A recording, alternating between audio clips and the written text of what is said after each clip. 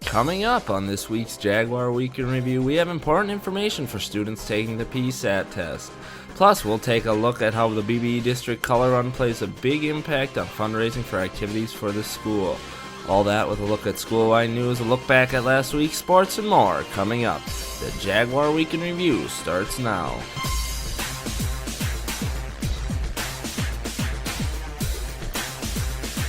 Welcome to the Jaguar Week in Review for this year's homecoming week. I'm Cody Bertram and glad you're with us. Starting off the program, we look at news for the week. Attention seniors, meetings begin next week with Mrs. Schwieters and Mrs. Anderson for help with college and career planning. You will be split into groups to discuss these plans. Be on the lookout for an email from Mrs. Schwieters and Mrs. Anderson with the exact times and more information. There's only 1 week left before October 6th, and that means time is running out if you are planning to donate blood at this year's NHS blood drive. Giving blood is an easy way to save a life and an easy way to make a difference in the community. If you are interested and can give blood on October 6th, make sure you get signed up with Senior Ben Schumann right away. Classroom driver's ed for the fall is fast approaching. It starts around the end of October. This class is mandatory to receive your blue card to take the permit test. The fee for this class is $130. If you are interested or want to learn more, talk to Mrs. Dingman. Yearbooks are for sale. Get your order form outside of the office or Mr. Zayer's room, or even better yet, buy your yearbook on BBE's website. Get your order in now before prices go up. Students, please check out the student employment opportunities located on the BBE school website. Local employers are looking for workers to fill shifts. There are currently job openings at Anderson Farms, Casey's, and Byers Gas and Grocery. Check the site often as it is updated weekly. There is a pre-administration session coming up next week for all students who will be taking the PSAT test. The PSAT test is a great way to earn a National Merit Scholarship and is a good practice test for the SAT and ACT. The meeting is mandatory and Mrs. Schwieters will email all testers with the exact date and time soon, so make sure you keep an eye on your emails. The PSAT test will take place a week later on October 11th. Make sure to be at school by 8 o'clock for the PSAT. Make sure to eat a healthy breakfast and get a good night's sleep. Now let's get into our new segment, Focus Point, which takes a look at major events happening within the community. This week, we take a look at this year's Color Fun Run and how it has helped the district immensely in raising money for school activities. Fundraising has long been a facet in public schools to raise money for extracurricular activities. These fundraisers come in many forms, from selling an assortment of food all the way to selling softener salt. These fundraisers do their job, but for the past few years, the BBE School District has tried out a new form of fundraising. This was our third year of doing the Color Run. This new form of fundraising is called a Color Run, in which students ask for donations from the community to run the 1.5 mile course. So a Color Run is basically a race, which it doesn't have to be a race. You can walk through it, you can run through it. And throughout the race, there's color stations that throw powder at individuals, and then the color, a lot of people will wear white because then the color is very bright on their clothing. And then the route, we've changed the route a couple of times over the years just because, learning after going through it. And I think the route we had this year was pretty solid, so I think we really won't make too many changes to the route that we have right now. This year's course started at the BBE High School and proceeded to traverse throughout the town of Belgrade, making it pass by the nursing home before runners returned to the high school to cross the finish line. Although this idea of a run where people get doused with color might seem quite new, many color runs have been happening throughout the country over the past few years. As a staff, we did a few color runs together. It was kind of a community building, something that I threw out there and like, hey, there's a color run, let's go do this. And then we started hearing of other schools that were doing that as a fundraiser, so we started looking into it. And there's companies out there that you can hire to do everything. And we thought with the team we had, we could do this ourselves. And so then we went ahead and started looking into it and started the process of planning it. And the extensive planning that took place ended up in a hugely successful event over the last couple of years, where even the kids were having fundraising money for this event. I think the kids really enjoy it overall. They get messy and it's colorful, and so you end up with just all kinds of different patterns of color all over people. And I think that it's just, it's fun to be able to get messy.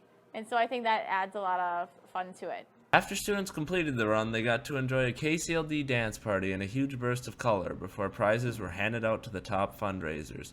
And since the color run is significantly less expense than traditional fundraising, the hard-earned donations that the students received will be able to stay within the district. When they started to do all the data crunching on how much money the different clubs were raising and versus how much money was going out to these different businesses versus how much we were keeping, it was ridiculous how much money was coming in from our community to support our school and all the different initiatives of our school.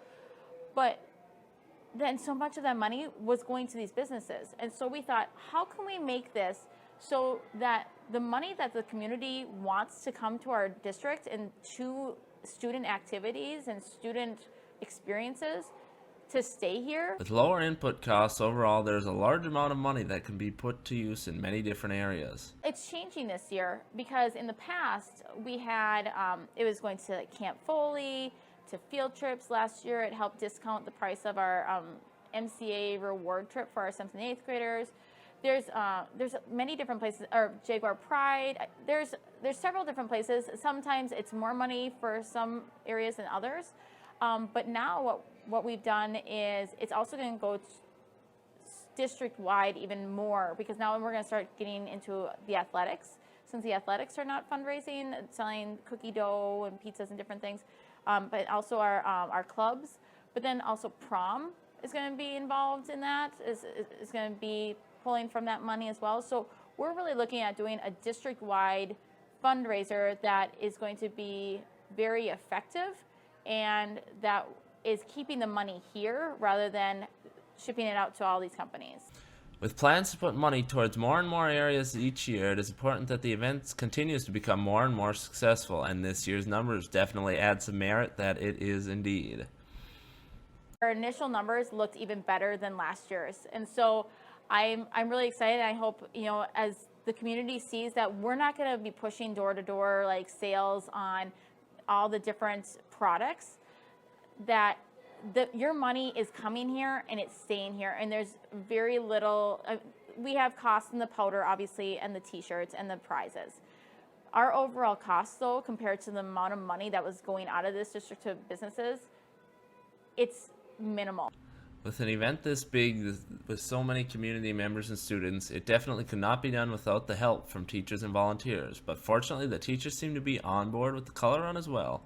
I was so excited yesterday just seeing so many students with smiles on their face, having fun, laughing, enjoying being outside. And I think the teachers just love to be a part of something so positive and so happy, and seeing our students so happy. I think it's a fun way to fundraise money.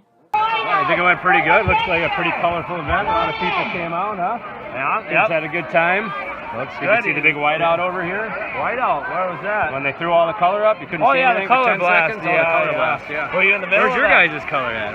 We've been running around all day. What you think? You need a little bit? Yeah, we need a little bit. There you go. Okay, thank you. For the Jaguar Week in Review, I'm Cody Bertram. And we would like to thank all of the Color Run sponsors for making this year's event possible. We couldn't have done it without your help.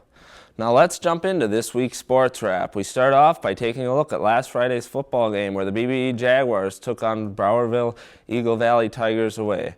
The Jaguars started off strong by scoring on the first drive of the night thanks to a 35-yard pass by Ryan Ilias to Adam Yeager for a touchdown. This put the Jaguars up 8-0 with the 2-point conversion by Isaiah Gilbert. But Browerville answered back with one of their own touchdowns. They traded blows back and forth in a high-scoring game, but ultimately BBE was able to come out on top, winning against the Tigers 42-20. The varsity team is now 3-1, and they come home for homecoming week this week to take on the Panthers of Parker's Prairie. Now let's get a look at volleyball. This past Saturday, the varsity girls headed to Wilmer for an invitational. They took on teams from around the state. The first game they played was against Renville County West, which they won 2-1. Then in Game 2, they battled against Central Minnesota Christian and won in 2. Then in the final pool play game, they went up against Lakeville and won in 2 sets. Then in the tournament play, the first went They first went up against the NLS Wildcats and won 2-1. Then in the final tournament game, where a win would have given BBE the first place prize, they took on the Welmer Cardinals and had a hard loss. The Jaguars ended up second in the tournament. Then on Tuesday, they went to New London to play away, where they pulled out an easy victory in 3 games, although the second match was a nail-biter.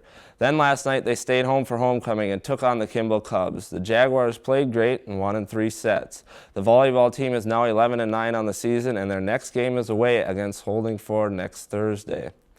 And finishing up the sports wrap, we moved to tennis. Last Saturday's tournament was canceled due to the rain, so this week's first tennis game was against Long Prairie on Tuesday. The Jaguars lost 2-5 against the Long Prairie Grey Eagle.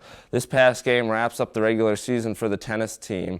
Sections begin next Thursday. And that concludes this week's program. If you have something that you would like to be put in the Jaguar Week in Review, or you would like to suggest ideas for future shows, email them to broadcast@bbejaguars.org. We are always happy to have feedback. Until next time, keep on keeping on. Have a great weekend, BBE.